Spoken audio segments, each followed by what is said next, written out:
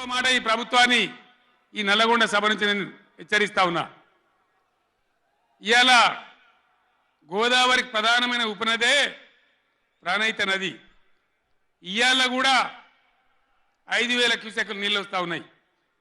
అవి ఎత్తిపోయాలి, LMD MMD నింపాలి, రైతులకు నీళ్ళు ఇవ్వాలి. కానీ ఏం చేస్తాను, మేడిగడ్డ పోతాము, బూరుగడ్డకు పోతాం, బొందలగడ్డకు పోతాము. ఏ తోకమట్టున్నది మేడిగడ్డ అక్కడ.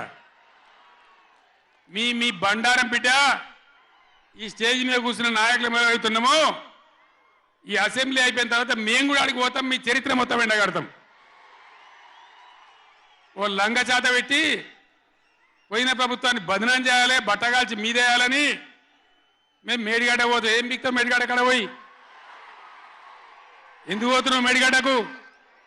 దమ్ముంటే నీళ్ళు ఎత్తిపోయి, నీళ్ళు ఉన్నాయి కాబట్టి డ్యామ్ పెట్టి కూడా నీళ్ళు ఎత్తిపోయచ్చు.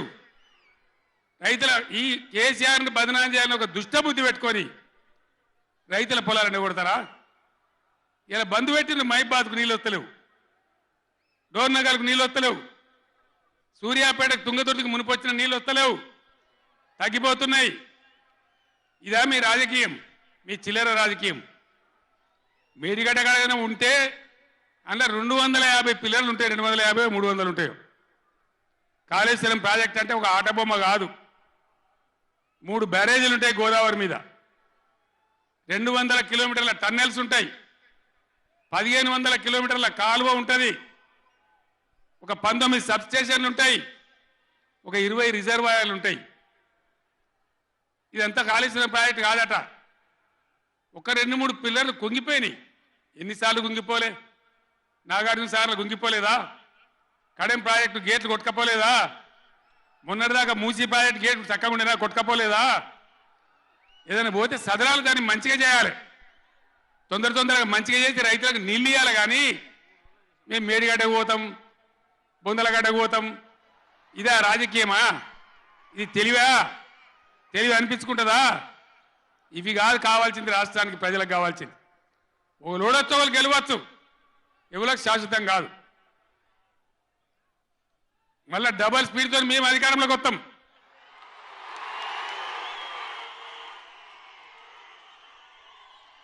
అప్పుడు మేం గిట్లే మాట్లాడన్నా, ఈ పద్ధతి అనుసరించానా? మిగిలితారా మీరు నశంలకు కూడా? ఈ అహంకారంతో, దుర్మార్గమైన విధానంతో నదుల నీళ్ళ మీద నీకు అవగాహన లేదు. నన్ను అడగనట్టు నేను చెప్పు కదా, అడిగే సంస్కారం ఉంటుందా? తెలివి ఉంటుందా?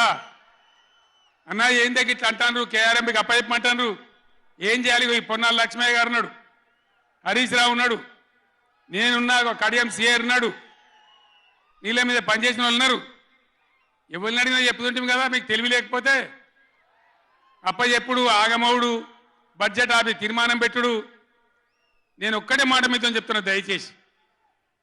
నిన్న కూడా అన్న నాతో హైదరాబాద్లో, సార్ అసెంబ్లీలో తీర్మానం అయిపోయింది కదా, ఇంకా నల్గొండ చెలో నల్గొండ ఎందుకని. అసెంబ్లీలో తీర్మానంతో అయిపోదు, చెలో నల్గొండతో కూడా అయిపోదు. దయచేసి ఎప్పటికప్పుడు కృష్ణా నదిలో బ్రిజేష్ ట్రిబ్యునల్లో మన వాటా తేలే వరకు, న్యాయమైన వాటా తేలే వరకు, మన నీళ్ళ హక్కులు మనకు దక్కే వరకు ప్రతి సందర్భంలో ఈ 5 జిల్లాల ప్రజలు, కృష్ణా పరివాహక ప్రాంతంలో ఉన్న 5 జిల్లాల ప్రజలు ఎప్పటికప్పుడు మనం పోరాడడానికి సిద్ధంగా ఉండాలి.